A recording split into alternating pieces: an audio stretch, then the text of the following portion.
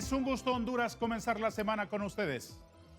El azote de la corrupción y el Estado de Derecho es la temática que proponemos para conversar hoy. Tenemos el honor de contar en el estudio con la presencia de la presidenta de la Asociación de Jueces y Magistrados de Honduras, abogada Ana Cardona, y con el abogado especialista en derechos humanos, crítico y un gran activista social, abogado Joaquín Mejía, perdóneme. Abogada Cardona, es un gusto tenerle aquí esta mañana. Muchas gracias por la invitación y también es un gusto estar con usted compartiendo esta mañana hablando de un tema tan importante que todos tenemos una gran expectativa en cuanto a estos temas. Muchas gracias. Abogado Mejía, es un gusto conocerle personalmente y recibirle esta mañana. Igualmente, muchas gracias por la invitación. ¿Me aceptan un cafecito para comenzar el día? Sí, sí, claro. ¿Con azúcar, sin azúcar? Yo no tomo café, gracias. ¿Usted no toma café? Ahí tiene agua. Gracias. Sí. A ver, abogado Mejía, ¿de qué dimensiones es el monstruo de la corrupción en este país? Yo creo que solo hay que referirse al informe 2019 de la Comisión Interamericana de Derechos Humanos, donde establece dos cosas. En primer lugar, que Honduras se caracteriza por una corrupción generalizada y una impunidad estructural. Y esto tiene que ver con la existencia de un sistema que beneficia a ciertos sectores que están vinculados con el poder político y económico del país y que obviamente tiene un impacto negativo en aquellos sectores más vulnerabilizados de la sociedad. ¿Y cómo se encuentra desde su punto de vista el Estado de Derecho a la hora de subirse al ring frente a ese monstruo vigoroso, musculoso y casi invicto? Bueno, yo creo que uno de los grandes problemas es la debilidad institucional. De hecho, este mismo informe de la Comisión Interamericana señala algo muy importante, que uno de los graves problemas en Honduras es la existencia de una justicia selectiva que actúa de manera tardía cuando se trata, por ejemplo, de perseguir la corrupción, violaciones a derechos humanos, a la propia Constitución, pero actúa de otra manera cuando se trata de delitos cometidos por aquellos que tienen vínculos con los sectores políticos, empresariales y económicos del país. Desde la presidencia de la Asociación de Jueces y Magistrados, ¿cómo se ve al Estado de Derecho? ¿Suficientemente fuerte, débil, en construcción, retrógrado, con debilidades? ¿Cómo se mira? Desde el punto de vista como operadora de justicia, puedo decirle que el Estado de Derecho, nosotros como jueces tratamos de hacer lo posible y de ser independientes en las resoluciones que cada uno de los jueces dictamos, sin ningún sesgo de ningún tipo, ni presiones de ningún tipo, porque esa es la objetividad que nos debe de caracterizar a todo juez y magistrado que somos parte del Poder Judicial. La independencia judicial es un pilar importante, es una garantía también para la sociedad, el hecho de que un juez independiente le va a conocer un caso y sin ninguna presión de ningún tipo. Eso me parece muy bien y me parece indiscutible, pero me parece teórico. En la práctica, ¿los jueces son independientes en Honduras? Le puedo decir que sí, somos independientes. Es mi caso, yo soy una juez independiente, soy una juez de carrera, al igual que mis compañeros, somos independientes, no tenemos ninguna presión ni dictamos fallos contrarios a la ley, nos apegamos al mandato constitucional de dictar nuestras resoluciones únicamente apegados a la Constitución de la República y a las leyes. ¿Tenemos un Estado de Derecho sólido, según usted? Sí tenemos un Estado de Derecho sólido, pero con ciertas debilidades que debemos de fortalecer. ¿Dónde están? Es más, en cuanto al tema del Estado de Derecho, temas de corrupción, hay recomendaciones donde se deben de quitar trabas legales que a veces impiden que los juzgadores puedan dictar una resolución, que esta resolución sea parte de ese Estado de Derecho y que la sociedad misma demanda ciertas circunstancias como ponerle límite a los temas de corrupción y de impunidad. Entonces usted está tirando la pelota para las leyes, al legislativo.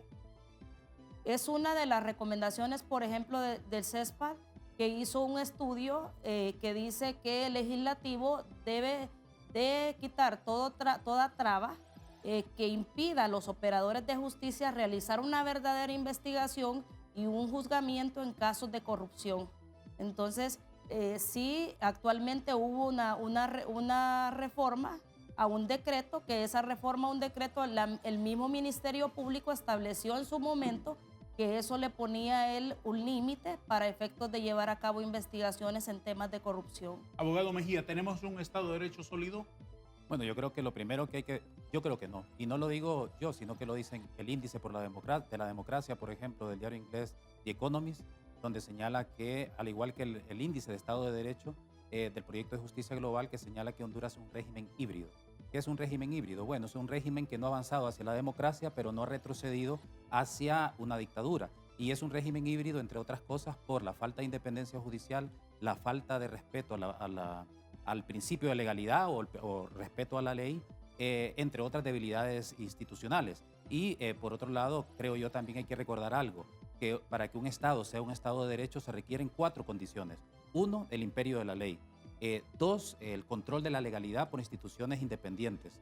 3, se requiere separación e independencia de poderes. Y 4, garantía de los derechos humanos. Si a mí alguien me demuestra que esos 4 elementos se cumplen en Honduras, entonces yo digo, sí estamos en un Estado de Derecho sólido. ¿Usted no comparte con la abogada Cardona de que aquí los jueces son independientes? A mí me gusta parafrasear a Alejandra Matus, que es una periodista chilena que escribió un libro sobre el papel de la judicatura en el contexto de la dictadura de Pinochet. Y parafraseándola a ella, yo digo que en Honduras hay y ha habido jueces y juezas que de manera individual son excepciones en la independencia, pero que el Poder Judicial como tal nunca ha actuado con independencia, como institucionalidad. Y le pongo 3 ejemplos claros o 3 crisis graves en el país. La primera, ¿cuál fue el papel del Poder Judicial durante la década de los 80, donde hubo desapariciones y graves crímenes de lesa humanidad? ¿Cuál fue el papel del Poder Judicial en el contexto del golpe de Estado? ¿Cuál fue el papel del Poder Judicial en el contexto de otra grave crisis como la crisis postelectoral? Cuando uno ve los informes del CONADE, de la Comisión de la Verdad y la Reconciliación y de la Oficina de la Alta Comisionada, lo que señala es que el Poder Judicial, renunció a su papel de control democrático de las acciones y omisiones del poder público y generó esta grave crisis. Y termino con esto, una frase con la que termina el informe de la Comisión de la Verdad y Reconciliación, que fue instaurada por el gobierno de Pepe Lobo, donde dice que el día en que el Poder Judicial actúe de la manera que actuó para proteger los derechos del general golpista Vázquez Velázquez, ese día va a acabar la impunidad en Honduras, cuando sea igual para todos y todas. Ha aludido usted a un factor muy importante, que es la independencia de poderes. La Constitución establece en Honduras, y eso ustedes lo saben mejor que yo, una interacción, una complementariedad, pero también independencia de las acciones y de los roles que tienen cada uno de los poderes del Estado. Quiero plantearles un escenario para que me den sus opiniones. En la semana anterior, el Congreso se negó a aprobar el acta de una sesión que terminó el 16 de mayo, hace varias semanas. Ahora, con la tormenta de discusiones jurídicas que se han venido y políticas, hay voces, la del vicepresidente del Congreso, Hugo Noé, concretamente, que han anunciado que el presidente del Congreso va a recurrir al Poder Judicial a preguntar, como si fuera un abogado que me asesora todos los días y no un tribunal de alzada, si enviar en forma de decreto, que desde mi punto de vista no ha alcanzado esa categoría, la aprobación de la adhesión de Honduras a la CAF al Poder Ejecutivo para que se sancione, sería cometer un ilícito. ¿Qué opina usted? En relación al tema, el tema ya se ha sometido a conocimiento de la Corte Suprema de Justicia y ellos, me imagino, van a emitir una opinión en cuanto a lo que establece la Constitución, que realmente ya está delimitado cuáles son las funciones de la Sala Constitucional. Entonces, si no procede, van a declarar inadmisible dicha consulta, porque se ha sometido a consulta, y la Ley de Justicia Constitucional es bien clara, establece qué es lo que se va a someter a consulta de la Sala Constitucional. Y no puedo emitir un criterio diciendo realmente qué es lo que van a resolver, porque eso me lo prohíbe la ley, en el sentido que ya está sometido al conocimiento del órgano constitucional, que es la Sala Constitucional. ¿Por qué me dice usted 2 veces, me ha dicho, ya está sometido al conocimiento del Poder Judicial? ¿El Congreso ya envió una nota haciendo esa consulta? Han dicho que van a someterlo a consulta y que van a hacer una consulta al Poder Judicial. Sí, pero para ¿ya lo efectos, hicieron? no le puedo decir con certeza porque realmente no tengo conocimiento si ya está consulta, pero sí lo he escuchado de varios parlamentarios que se va a someter a consulta del Poder Judicial. ¿Y el Poder Judicial va a responder una pregunta tan impertinente Tendría como que esa? declararlo o inadmisible o darle trámite si ellos consideran que es pertinente darle trámite. ¿No le parece que a priori es como irle a preguntar a usted, por ejemplo, yo como ciudadano de este país en pleno goce de mis derechos, que si sacarle del bolsillo la cartera a aquel señor sería cometer un delito antes de hacerlo? Podría darse una situación.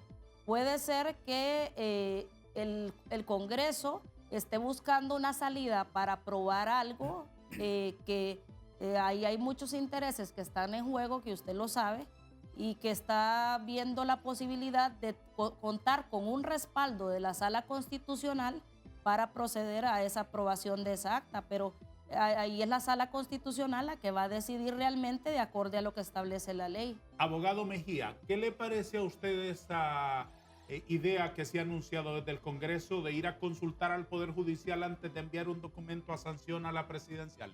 Bueno, el artículo 80 es claro de la Constitución que cualquiera tiene derecho a petición, incluyendo quienes son funcionarios y funcionarias. En ese sentido, pedir no significa más que ejercicio de un derecho. En ese sentido, yo estoy de acuerdo con la abogada que es la Sala de lo Constitucional la que va a decidir si tiene facultad o no de dar una respuesta a eso. Pero recordemos que el derecho de petición es un derecho constitucional que nos faculta a todos y a todas, incluidos a funcionarios y funcionarias Aparte de públicos. ello, ¿es pertinente, es adecuado, es procedente, es correcto eso? O sea, es legal y la Constitución lo permite, es el artículo 80 de la Constitución, derecho de petición ante a cualquier autoridad. Ahora, yo sí creo que es importante, no sé a través de qué mecanismo, que la Sala de lo Constitucional pueda dar una razón, porque yo en lo particular me he leído de pie a espalda la Constitución de la República, la Ley Orgánica del Poder Legislativo, y yo no encuentro en ninguna parte donde diga que un decreto aprobado no va a tener vigencia y fuerza de ley solo porque no se haya ratificado un acta, que el acta solamente tiene que determinar la verdad de los hechos en esa sesión, pero no el fondo del asunto, que es la decisión. A mí me gustaría que alguien me explique en qué artículo de la Constitución o de la Ley Orgánica, porque lo he revisado muchísimo. ¿Verdad? No he dado una opinión pública, pero lo he revisado muchísimo. A mí me gusta dar opiniones Claro, hasta que estoy seguro, exactamente. Sí, de acuerdo. Y hasta el momento no encuentro en ninguna parte, ni de la Constitución, ni de la Ley Orgánica, algo que me diga que un decreto no va a tener vigencia por una acta que, según la propia Ley Orgánica del Poder Legislativo, lo único que va a determinar es la verdad de lo que sucedió, no el fondo del asunto. ¿Y no le parece que la aprobación del acta en el Congreso o en cualquier directiva de un patronato, de un banco, del Vaticano o de donde sea, es parte de la liturgia procedimental para convertir en ley una iniciativa que se está promulgando a partir de un proyecto sometido por un diputado? No es lo que me parece, es lo que dice la Constitución, y la Constitución ni la Ley Orgánica dice en ninguna parte que eso se requiere, que es un requisito. Al contrario, la Constitución dice claramente que una vez aprobado un decreto, tiene el Congreso Nacional 3 días para enviarlo al Ejecutivo. Y la propia Ley Orgánica del Poder Legislativo, que creo que es el artículo 61, no estoy seguro, lo que habla del acta es nada más para determinar la veracidad de los hechos, no el fondo del asunto.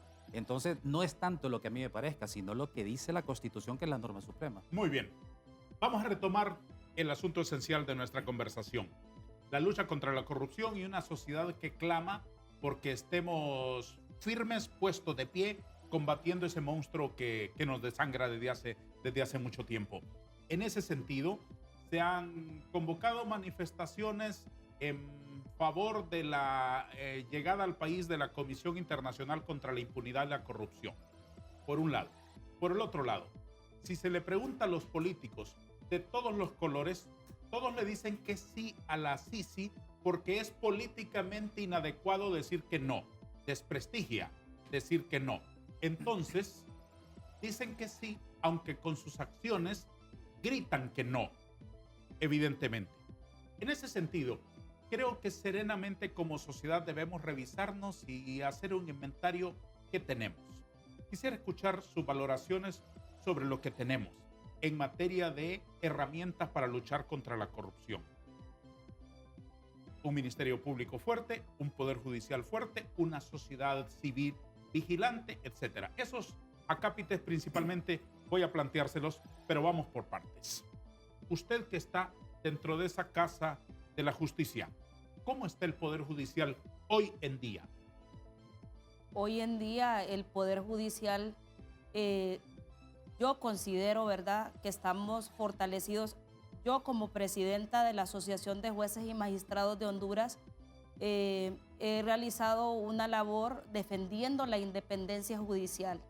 Y entre ellos no solo la independencia judicial, sino la inamovilidad de los jueces. Inicialmente yo emití un comunicado diciendo que la independencia judicial es importante para un Estado democrático de derecho, porque un juez independiente es un juez que no va a fallar a favor de ninguna persona ni de ningún color político, ni tampoco va a tener presiones de ningún tipo. Y yo he defendido esa independencia judicial. La CIDH estuvo de visita, una visita in loco en Honduras. En esa visita in loco hicieron una recomendación y dijeron que se tiene que fortalecer la independencia judicial.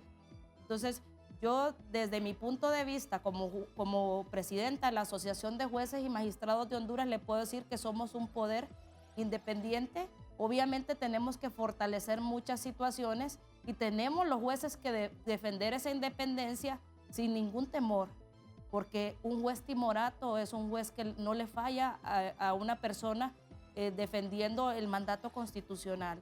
Es un juez realmente que en este caso estaría sujeto a presiones de algún tipo. Y siempre yo lo he dicho como presidenta de la Asociación de Jueces, debemos de mantenernos firmes, de ser independientes en este caso, aún con cualquier circunstancia en contra que podríamos encontrarnos. Don Joaquín, ¿usted qué valoración hace del Poder Judicial hondureño actualmente? Bueno, yo voy a dar dos ejemplos en positivo y negativo para valorar el Poder Judicial en este momento, aunque creo que todavía es muy pronto para tener una valoración integral. Algo positivo fue que el Poder Judicial sacara los juzgados de jurisdicción nacional de los batallones, por ejemplo. Eso me parece fundamental y era una exigencia en todos los informes de la Comisión Interamericana en relación con Honduras, y eso es positivo.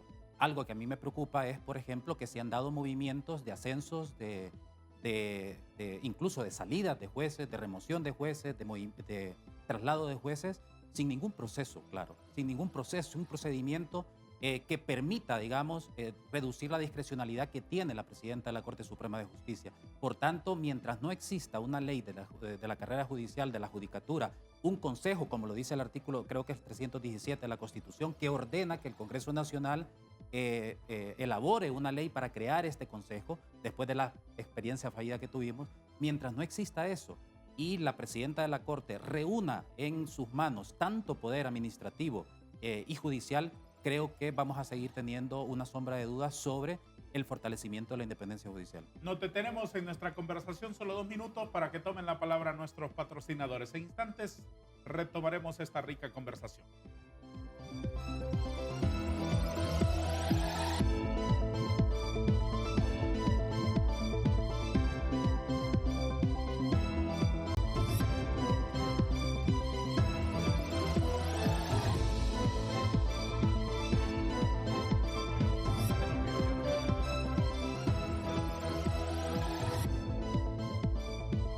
Abogada Cardona, presidenta de la Asociación de Jueces y Magistrados, ¿cuántos jueces y magistrados hay en el Poder Judicial?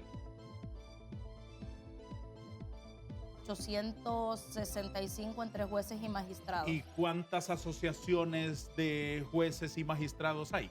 Hay 2 asociaciones de jueces y magistrados. Una es la suya, ¿no? La que represento, que es la Asociación de Jueces y Magistrados de Honduras, es la asociación más antigua en el Poder Judicial. Y la otra es reciente. Esta se creó a partir de la... Una que se llama Jueces por la Democracia. De la democracia, de la destitución que hubo contra 2 jueces que fueron también hasta hasta la comisión y que hubo un fallo también que desde ahí entonces está esta asociación. ¿Qué los distingue o qué los caracteriza a las asociaciones? ¿Que sean unos de derecha, otros de izquierda, unos jueces más progresistas que otros? Realmente la asociación que yo represento es una asociación incluyente, sin ningún color político ni identificados con nada más que con el compromiso de defender principios que son rectores para todo juez y que deben de fortalecerse. ¿Están ustedes al conocimiento, al corriente de los cambios de jueces sin mayores explicaciones que aludió el abogado Mejía? Sí, tenemos conocimiento. Nuestra asociación en su momento emitió un comunicado. También CIDH en su visita emitió una recomendación en uno de los puntos diciendo que era importante la independencia judicial y que recomendaba al Poder Judicial que creara una ley del Consejo de la Judicatura, que esa ley en su momento fue una ley que fue derogada y que debe de existir una independencia tanto de la parte administrativa como la jurisdiccional de la presidenta de la Corte Suprema de Justicia para que no se concentre toda la labor en la presidenta. Le propongo otro acápite. Hablemos de la Sisi. ¿Qué opina usted de la solicitud de una gran parte de la sociedad hondureña para que venga una comisión internacional de lucha contra la corrupción? Que sería bueno porque es una misión de apoyo.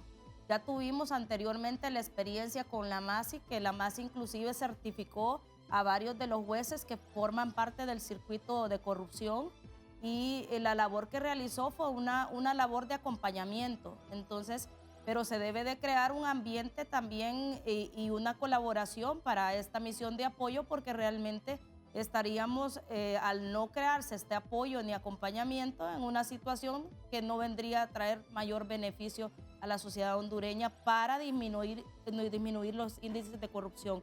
Actualmente hay 3 problemas que en Honduras, por ejemplo, de los mayores en temas de corrupción. Corrupción ocupa uno de los terceros lugares en los problemas que tenemos en Honduras y antes está el tema de la salud y el desempleo, pero corrupción ocupa uno de los primeros lugares de las situaciones que Honduras debe de atacar para efectos de fortalecer el Estado de Derecho. ¿Cómo ve usted, don Joaquín, que gran parte de la sociedad pida la presencia de una potencial comisión internacional contra la corrupción y la impunidad?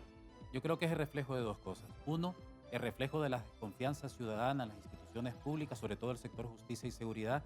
Uno puede ver los diferentes sondeos de opinión pública del ERIC SJ, por ejemplo, donde señala que el 82.5% de la población considera que fiscales, magistrados, jueces y juezas protegen los intereses de los corruptos y poderosos del país. Eso es grave, esa percepción ciudadana. Y ahí están los datos.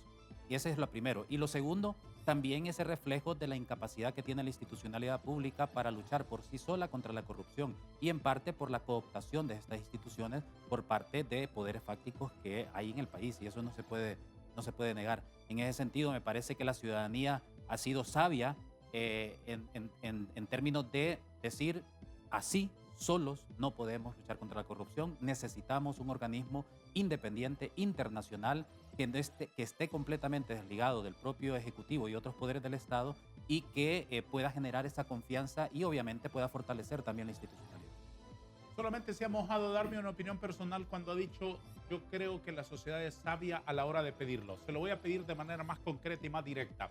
Si le presentan una oportunidad de votar en favor de que venga o no venga una comisión internacional como la Sisi, ¿cuál sería su voto? Positivo, sin ninguna duda. ¿Y usted? También positivo, porque en mi caso yo le he dicho que estamos anuentes como jueces a colaborar con las misiones de apoyo. En sentido global, a los jueces, a los abogados en general, ¿no les da vergüenza? No, porque realmente no sería una intromisión a la independencia judicial, sino que es un apoyo. ¿Por qué? Porque este apoyo vendría a fortalecer, ya lo hemos tenido ¿Y por qué tenemos que recurrir a ese apoyo? Realmente no es recurrir a ese apoyo, es que la sociedad misma lo está pidiendo. Pero es porque ustedes han fallado. No hemos fallado, realmente nosotros somos independientes en nuestra labor, pero esa misión de apoyo, ¿por qué está pidiendo? Porque hay situaciones que son, por ejemplo, que vienen a fortalecer los sistemas, por ejemplo, la parte investigativa, y ellos no realmente serían los que juzgarían, ni tampoco le van a quitar la labor al Ministerio Público. Ah, entonces quien ha fallado es quien investiga corrupción en Honduras. No estoy diciendo que han fallado ellos, pero fortalecerían la investigación. ¿Cuál es el modelo de cooperación sano, saludable, efectivo y no lesivo con la soberanía que debería establecerse para una comisión de este tipo, don Joaquín? Bueno, primero yo creo que es importante aclarar el término soberanía, porque generalmente cuando se habla de soberanía solo se piensa en soberanía hacia afuera, y la soberanía tiene dos dimensiones: una externa, que es la que usted plantea en el sentido de que somos un país soberano y nadie debe intervenir en nuestros asuntos, pero la soberanía también tiene un elemento interno, en el sentido que, por ejemplo, cada uno de los derechos que tenemos las personas son pedazos de esa soberanía, y por tanto todos los poderes públicos no pueden violentar la soberanía a través de la vulneración de derechos. Y esto lo digo y es importante porque me parece a mí que luego nos llenamos, y me incluyo, la boca de soberanía, pero se permite las sedes. Nos llenamos la boca de soberanía, pero se permite un Palmerola con una base militar extranjera. Nos llenamos de soberanía, se reforma la Constitución para que extranjeros puedan tener o puedan comprar territorio en las franjas litorales, por ejemplo. En ese sentido, creo yo que está claro una cuestión fundamental, que es que Honduras no está en una situación de normalidad democrática. Particularmente desde el golpe de Estado venimos arrastrando una crisis democrática de anormalidad que no se puede abordar desde soluciones de normalidad, sino que tiene que ser soluciones excepcionales. Y cuando aceptamos con humildad democrática que estamos en esa situación de excepcionalidad democrática, entonces reconocemos con humildad que las instituciones públicas no tienen la capacidad para enfrentar un flagelo tan grave como la corrupción, y que necesitamos la cooperación de la comunidad internacional a través de un mecanismo como este. ¿Cómo debería ser ese mecanismo? Bueno, en primer lugar, yo creo que lo han dicho, yo me he reunido incluso con el grupo de personas expertas, son tres cosas claves que deberían de tener las instituciones del sector justicia y seguridad: independencia, obviamente, competencia, y independencia, competencia e imparcialidad. Eso es lo que necesitamos en el país, es lo que necesitamos de las instituciones encargadas del sector justicia y seguridad. Usted como jueza, ¿cómo lo ve? ¿Cómo debería ser el modelo de gestión de una comisión internacional para apoyar a Honduras a combatir la corrupción y la impunidad, abogada Cardona? De apoyo y de acompañamiento. Pero ¿cómo? ¿Cómo se traduzca en relación con las instituciones todos los días? De apoyo y acompañamiento en el sentido de que ellos pueden iniciar, no investigación, porque la investigación está en el Ministerio Público, pero ellos pueden dar acompañamientos a casos de corrupción. Y en este caso no es que vamos a decir, ellos van a estar involucrados en labores que la ley no les permite. No, solamente es un acompañamiento para que estos entes investigativos realicen de su mejor forma, y obviamente tienen también un respaldo internacional. Que trabajen en conjunto con el Ministerio Público, en conjunto con los jueces, en conjunto con los investigadores. ¿Cómo lo plantea concretamente? En conjunto con el Ministerio Público, porque a él es el que está delegado por ley esa labor investigativa. Y luego ya la labor que va a realizar el juez es una labor independiente. Ahí no debe de tomar en consideración realmente una opinión, solamente es una situación de acompañamiento que van a realizar, pero no más allá de lo que la ley misma les permite. Abogado Mejía, concretamente en el día a día, ¿cómo debería ser el trabajo de esa comisión para que sea efectivo y trascendente? Bueno, uno aspiraría a que fuera un querellante adhesivo, y eso implicaría quitarle el monopolio de la acción penal pública al Ministerio Público. Yo creo que eso además es un tema que se debe de abordar a futuro. ¿Usted favorece esa idea? Sí, y ¿sabe por qué? Sobre todo en varias cuestiones. Uno, me parece a mí que cuando tenemos un Ministerio Público cooptado, Oscar Chinchilla creo que ha demostrado en 2 periodos que ha sido totalmente ineficiente, ineficaz, o no ha tenido voluntad para luchar contra la impunidad y la corrupción, en primer lugar. En segundo lugar, como tiene el monopolio de la acción penal pública, la ciudadanía no podemos hacer nada, y creo yo que es tiempo de analizar quitarle el monopolio de acción penal pública al Ministerio Público y e incorporar en la legislación nacional todo aquello que tiene que ver con acciones colectivas para intereses difusos como ¿qué? Medio ambiente, derechos humanos y corrupción. No estoy diciendo en todo, pero sí en esos tres elementos creo yo que debería haber la posibilidad, la puerta abierta, que grupos ciudadanos puedan presentar denuncias sin esperar que el Ministerio Público lo haga, porque si no, nos va a pasar lo que está pasando ahora. Y que la CICI potencialmente certifique jueces, ¿qué le parece? Bueno, ya lo ha hecho la MASI con el tema del circuito anticorrupción. Pero más allá de la certificación, creo yo que algo muy importante que se necesita en Honduras es que no es posible que esa jurisdicción anticorrupción solo pueda llevar casos de peces medianos y pequeños. Pero cuando se trata de altos cargos es un juez natural nombrado por la Corte Suprema de Justicia. Y si la Corte Suprema de Justicia, como lo hemos visto, ha estado politizada, obviamente lo que vamos a tener son sentencias absolutorias a favor de altos funcionarios del Estado. Entonces, quiere decirme, no se logra el objetivo primigenio. Claro, por eso es una reforma necesaria y como digo, creo yo que el grupo de personas expertas que está en el país ahora, yo espero que en el marco del diagnóstico puedan ver estas dos cuestiones que yo he planteado sobre la acción penal pública y sobre la jurisdicción anticorrupción, porque si no, lo que vamos a estar haciendo es lo que pasó con la MASI, que a pesar de que hizo un trabajo bastante decente, pero no pudo llegar a donde tenía que llegar. A la Asociación de Jueces y Magistrados de Honduras que usted preside, abogada Cardona, ¿le parece atinado, le parece correcto y le parece hasta necesario, le parece bien, en una palabra, le parece bien, que la comunidad internacional a través de la comisión de la CICI venga a certificar jueces en Honduras?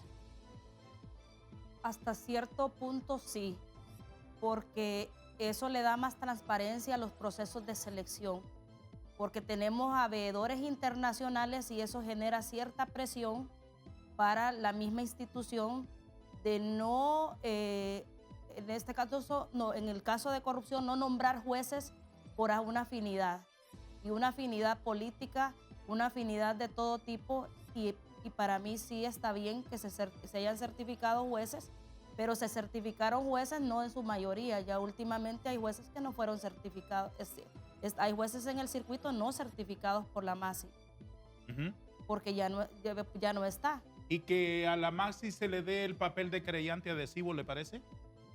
No, no me parece, porque ahí tenemos claro que ya constitucionalmente a quién se le delega esta labor. Me parece una labor de acompañamiento, pero de ahí no me parece que ellos tengan esa labor investigativa que es del Ministerio Público. Perdóneme, abogada, lo he dejado pasar 3 o 4 veces, pero ahora ya no puedo más. ¿Qué es acompañamiento? Acompañamiento es estar pendiente del proceso de investigativo, ser una persona activo en el proceso, en el sentido de estar, de ir a la par del Ministerio Público en aquellos procesos de investigación de actos de corrupción y ejercer cierta presión en el caso de que la labor no se esté realizando de la manera que la ley establece o de manera débil. ¿Por cuántos años debería establecerse un convenio para que esté la CICI en Honduras? Pues yo considero que mientras este proceso de que la sociedad no confía en determinadas instituciones que tienen la labor investigativa y que los índices de corrupción no disminuyen y que ocupa uno de los primeros lugares en Centroamérica, en Honduras, la corrupción, y que atenta contra derechos fundamentales de la persona, que esta labor de acompañamiento está aquí. Lo que no sé realmente es si este acompañamiento va a venir a Honduras tal como se ha anunciado. Atrévase con un periodo. Un periodo de aproximadamente unos 5 años, diría yo. ¿Qué dice usted, doctor Mejía? Yo igual, entre 5 y 10 años. Porque lo que estamos enfrentando es una grave crisis. Es que yo vuelvo a insistir, ¿verdad? Aunque haya gente que todavía cree que son cuestiones del pasado, pero le recuerdo lo que dice la propia Comisión Interamericana, que los efectos del golpe se mantienen y están vigentes en el país. Estamos hablando de una crisis permanente que venimos arrastrando de 2009. Estamos hablando, y no lo digo yo, lo dicen los hechos, de una narcodictadura. O sea, es algo que ni siquiera Pablo Escobar logró en Colombia. Entonces no podemos seguir pensando que estamos en una situación de normalidad democrática. Este gobierno incluso no puede pensar que está en una situación de normalidad democrática, sino que es un gobierno de transición. Y como gobierno de transición, las medidas deben de ser excepcionales. Y así deberíamos de entenderlo todos y todas para que podamos, digamos, adoptar esas medidas que son necesarias para que organismos como la CICI puedan ejercer su trabajo de manera eficiente. Ustedes no son activistas ni son gente que me va a responder con un eslogan ni con una cantinela política. Ustedes son personas que me van a argumentar. Por eso les dejo planteada una pregunta. ¿Perciben ustedes voluntad política? Ese es otro cantar y es lo más importante. Todo lo que ustedes han expuesto aquí se reduce a tamo si no hay voluntad política de los que van a decidirlo. ¿Perciben ustedes de que hay voluntad política, que hay convicción en el corazón de esas personas para traer una comisión internacional a luchar contra la corrupción y la impunidad en Honduras? Bueno, me lo respondes después de una pausa, ¿te parece? Vamos a detenernos 2 minutos por última vez en este conversatorio de esta mañana.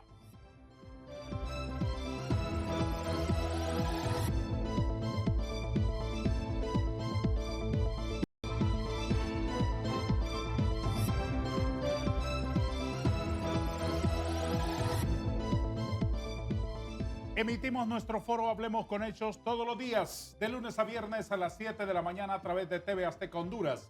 Retransmitimos nuestra conversación todos los días, de lunes a viernes a las 10 de la noche. Después de los deportes, quédese con TV Azteca. Gracias a todos los que se suman a nuestra comunidad creciente de la teleaudiencia, no solamente a través de nuestro canal, sino a través de los espacios en las plataformas de las redes sociales. Ahí está la presencia de TV Azteca. Únase, dele like, agréguese a la comunidad de los que aquí tratamos de entender por qué son las cosas a través de la inteligencia de los invitados que siempre tienen la gentileza de venir a acompañarnos. ¿Perciben ustedes voluntad política para que venga la CICI a Honduras, entendiendo que la voluntad política es como el amor, no es un discurso? Se demuestra. ¿Qué me dice usted? Bueno, como decía fuera de cámara, yo creo que es importante ver quiénes son los actores. El primer actor es el Poder Ejecutivo, que le corresponde solicitar a Naciones Unidas que venga la CICI, negociar un memorando de entendimiento y negociar el convenio bilateral para la instalación de la CICI. No se mueva de ese primer punto. ¿Perciben ellos voluntad política? Me voy a los hechos, como el nombre del programa. ¿Se solicitó la CICI? Sí. ¿Se firmó el memorando de entendimiento? Sí. Tercero, ¿se está negociando el convenio bilateral? Eso no lo sé. Por tanto, esos hechos me indican que, tarde o no, hay voluntad política. 18 meses en ello. Tarde o no, hay unos hechos que dicen que hay un memorándum firmado, que hay un grupo de personas expertas haciendo el diagnóstico, como dice el memorándum, en la primera fase, y por tanto estamos hablando de hechos, y los hechos dicen eso. Siga con los otros que estaba por mencionar. Segundo, la Secretaría General de la ONU. ¿Qué es lo que hace la ONU? Recibe la solicitud del gobierno, decide si sí o no, manda una misión exploratoria el año pasado, luego firma el memorando de entendimiento, envía al grupo de personas expertas que está en este momento en el país y luego negocia con el gobierno el convenio bilateral. ¿Se ha hecho todo eso? Sí, menos esto último que está en ese proceso. Tercer actor, el Congreso Nacional. El memorando de entendimiento es claro y dice que se tienen que hacer unas reformas determinadas y están ahí en el memorando de entendimiento. ¿El Congreso Nacional ha hecho su trabajo? Sí. Los decretos anteriores que se acaban de eliminar se hizo, lo del fideicomiso se hizo, pero todavía faltan. Y yo creo que es importante que el Congreso Nacional vaya a ese memorando de entendimiento y revise lo del fondo departamental, aunque le quieran llamar de otra manera ahora, lo del artículo 4, literal A de la ley de amnistía, para evitar que casos de corrupción sean beneficiados con la amnistía, y otras medidas que están en el memorando de entendimiento. ¿Ha cumplido el Congreso Nacional? Parece que hay voluntad política. ¿Se acuerda de esos hechos? Creo que sí, hasta el momento, aunque falta todavía. Un cuarto actor es la comunidad internacional. La comunidad internacional tiene que dar un apoyo político y financiero a la CICI y obviamente que no le dé espalda a la CICI así como se hizo con la MASI y con la CICIG. Hasta el momento la comunidad internacional creo yo que va cumpliendo su papel. Y un quinto actor, aunque hay un sexto que son los poderes fácticos que sabemos perfectamente de qué se trata, el quinto actor es la ciudadanía. Y me parece a mí que ahí es la ciudadanía que está en deuda. Y a mí me alegra que se está convocando o nos estamos convocando para mañana martes para regresar a las antorchas con el objetivo de presionar para que este tipo de voluntad se manifieste también en los tiempos y no sean tardíos. Con lo que ha descrito, me deja la impresión de que a usted le parece que tenemos una institucionalidad locamente emocionada porque venga la CICI. No, al contrario, yo estoy claro de que todos estos actores que acabo de mencionar, incluido dentro de Naciones Unidas, hay gente que no quiere que venga la CICI. Pero recordemos, esto no es una cuestión que ha salido de la voluntad, es una demanda ciudadana. Desde luego. Y sí. además hay otro tipo de presiones que usted conoce perfectamente Casi bien, que ha como estado todas dentro. las conquistas, casi Claro. como todas las conquistas. Y hay otras presiones también que no podemos decir aquí, pero que hay presiones que están haciendo de que estos actores, incluso los que no tienen voluntad política, como decía usted al principio, al menos públicamente digan sí estamos de acuerdo. Abogada Cardona, ¿usted percibe que hay voluntad política en los que tienen que tener esa voluntad política para que haya una CICI en Honduras? Pareciera que sí. Y digo pareciera que sí porque necesitamos acciones concretas y ya no necesitamos que esto se vaya prolongando más tiempo, porque ya Díaz se inició con este proyecto y este proceso, pero realmente no se ha concretizado.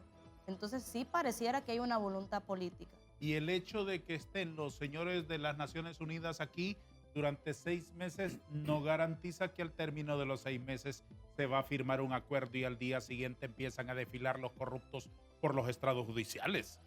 ¿O sí? No garantiza. Eso no es una garantía que le va a decir, este es el tiempo en el cual vamos a iniciar un proceso con esa labor de acompañamiento que anteriormente le había mencionado para decir cuánto tiempo va a durar un proceso de investigativo y que ese proceso investigativo después va a pasar al área jurisdiccional a conocimiento de determinados jueces, el juez competente que va a conocer de ese proceso contra un funcionario que se le esté juzgando por delitos de corrupción. Yo creo que hay que aclarar algo e irse a los hechos, y los hechos es el memorando de entendimiento que establece 2 fases en el proceso. En la primera fase es lo que estamos viviendo ahora, que está el grupo de personas expertas, y la segunda fase es la firma del convenio bilateral. ¿Por qué es importante el memorándum? Porque en esta primera fase, este grupo de personas expertas tiene más o menos 6 o 7 funciones. Una de las funciones, además de hacer el diagnóstico que está trabajando ahora, es, ojo, brindar asistencia técnica para el inicio de investigaciones de casos de corrupción pública y privada. Eso significa que en estos 6 meses el Ministerio Público y el Poder Judicial tienen que estar trabajando de acuerdo con el memorándum. Y ahí está dentro de las funciones del grupo de personas expertas. Brindar asistencia técnica para el inicio de investigaciones de corrupción pública y privada. No es no hacer nada, no es solo hacer un diagnóstico. Ahora, hay que preguntarle entonces al Ministerio Público, que es otro actor importante, en este momento si hay voluntad o no para eso. Ya le pediré opinión sobre el Ministerio Público. Antes cerremos este capítulo. Dígame usted si las amnistías, los pactos de impunidad, son un obstáculo para la instalación de la CICI. Por supuesto, y de hecho, usted bien lo decía, el propio memorando de entendimiento señala que este grupo de personas expertas en su diagnóstico va a decir hay voluntad política, hay las condiciones, y creo yo que obviamente cuando existen pactos de impunidad son obstáculos para que la CICI se pueda implementar. Sin embargo, yo creo, en mi opinión personal, y pues puede ser que esté equivocado, pero yo insisto, en el caso de esta ley de amnistía, la ley de amnistía es positiva. ¿Cuál es el punto negativo o la mancha que creo yo que hay que limpiar? Es el artículo 4, literal A, porque deja la discrecionalidad abierta para que se interprete de que casos vinculados contra la administración pública se puedan amnistiar. Sin embargo, yo vuelvo a insistir, aquí el Congreso Nacional tiene el ejercicio del control a priori de la constitucionalidad. En este sentido, dejar pasar esa norma falló en su obligación, pero el control a posteriori lo tienen los jueces y las juezas. La pregunta es, ¿por qué ha habido jueces y juezas que han interpretado esa norma para aplicar esa amnistía a delitos vinculados con corrupción? Yo le ponía un ejemplo fuera de cámara, en el caso de Padilla Sunseri en San Pedro Sula, no se la aplicaron porque ese tribunal interpretó correctamente esa norma. La pregunta es, ¿por qué otros jueces y juezas sí lo han hecho? A esas preguntas, ¿tiene usted alguna respuesta aproximada? Ya hubo un recurso de inconstitucionalidad que interpuso una compañera jueza del Poder Judicial, que creo que de 14, que creo que aproximadamente son 14, incluyendo lo de la Junta Directiva del Congreso que se han interpuesto, y fue el único admitido, pero ya se pronunció, la Sala Constitucional declaró sin lugar por cuestiones de forma, no de fondo, porque se establecía que ella no tenía legitimación para hacerlo. Y según lo que ella ha dicho en sus declaraciones, es que este recurso de inconstitucionalidad lo interpuso porque considera que el órgano que da la amnistía no estaba legitimado y no estaba, o sea, no era legal en ese sentido. Y otra de los motivos que ella manifiesta también es que se amnistiaron delitos de corrupción del catálogo, que están en el catálogo de corrupción. Y entonces por eso interpuso este recurso de inconstitucionalidad. ¿Andan corruptos libres disfrazados de políticos perseguidos? No podría decirle porque ¿Usted qué me sería dice? irresponsable de mi Toda la parte. vida, eso ha pasado toda la vida, desafortunadamente en el país, y por eso necesitamos una CICI. Nos quedamos sin tiempo, solo nos quedan 2 o 3 minutos, pero quiero aprovechar su presencia aquí para preguntarles algo. ¿Qué opinan ustedes de que en Honduras la sociedad civil convoque a una marcha contra la corrupción y aparezca después el partido del gobierno queriendo, vamos a usar una palabra muy de moda en los oficiales del gobierno, sabotear esta marcha, convocando también a los del partido del gobierno? ¿Qué me dice usted, don Joaquín Mejía? A mí me parece lamentable. Creo yo que el partido libre es gobierno y por tanto no puede equipararse a sociedad civil. Esta es una convocatoria ciudadana en donde queremos mandar un mensaje claro de lucha contra la corrupción y obviamente el partido de gobierno no puede formar parte. A mí me parece lamentable esa decisión. A usted no le voy a pedir opiniones políticas, pero sí quiero preguntarle algo del día a día, que nos cuente a nosotros los ciudadanos. Usted está fuera del Poder Judicial, ¿verdad? Sí. Bueno, y yo también. Entonces, cuéntenos a todos los ciudadanos lo siguiente. Estamos en el proceso de la preselección de los probables fiscales generales y fiscal adjunto. Están trabajando en eso. Por lo tanto, estamos ante la expectativa de una transformación en el Ministerio Público. Partamos de esa premisa. Cuéntenos usted, ¿cómo llegan los fiscales en el día a día? No me haga filosofía ni reflexiones constitucionales de ninguna naturaleza. En el día a día, ¿cómo llegan los fiscales del actual Ministerio Público a los estrados judiciales? ¿Llegan con suficiente robustez argumental? ¿Llegan con suficiente contundencia en las evidencias? ¿Llegan como unos individuos empapados del asunto, estudiosos, a impresionar a los jueces y a derrotar a los defensores? En algunos casos sí. Y lo más lamentable es que cuando no llegan con esa robustez que usted mencionaba, le echan la culpa a los jueces. Y eso sucede no solamente con los fiscales, también sucede con los que defienden al Estado de Honduras, porque le echan la culpa a los jueces y hasta le votan a un juez, como dicen, el honor y todo, por decirlo así, en medios de comunicación, cuando sabemos, y yo he estado en ese proceso, que a veces hasta ni siquiera acuden a algunas audiencias y tampoco van con toda la defensa que deberían de ir. Y luego, cuando ya el juez dicta la resolución, entonces el juez es el culpable. Ahí entra en juego lo que ocurre en todas las sociedades, que hay un juicio paralelo, hay un juicio en los medios de comunicación y en las redes sociales, en donde de manera sumarísima, se condena a un señor y después se llega sin las suficientes evidencias, donde un juez que las decisiones las toma sobre evidencias específicamente. Una última. ¿Qué le dice a usted que ya esté seleccionado el fiscal y que solo falten los candidatos? Pues eso sería un golpe muy duro para la ciudadanía. Pero más allá de eso, creo yo que obviamente es sumamente importante. Creo que la ciudadanía, tanto con la Corte como con la nueva persona titular del Ministerio Público, creo yo que es necesario un observatorio permanente para evaluar los actos, las acciones de esta Corte Suprema y de este fiscal que se va a elegir, porque son los que nos van a indicar su compromiso político o no. Señores, les agradezco que hayan dedicado una mañana de este lunes para comenzar la semana conversando con nosotros. Espero que se hayan sentido cómodos. Claro que sí. Muchísimas gracias por la invitación en nombre de mis compañeros jueces y magistrados. Salúdenmelos a todos, por favor. Sí, muchas Y gracias. que tengan mucho vigor y mucha fuerza para servir al país. Doctor Mejía, es un gusto tenerle aquí. Aunque nos rechazó casi violentamente nuestro ofrecimiento de una taza de café, pero ojalá que reflexione y en la próxima lo acepte. Muchas gracias. Gracias, que tenga muchos éxitos. Muchas gracias. Abogada Ana Cardona, presidenta de la Asociación de Jueces y Magistrados de Honduras, y abogado Joaquín Mejía, un ilustre defensor de los derechos humanos y un experto analista que nos han acompañado hoy en el foro Hablemos con Hechos, que llega a su minuto final. A todos, gracias y adiós.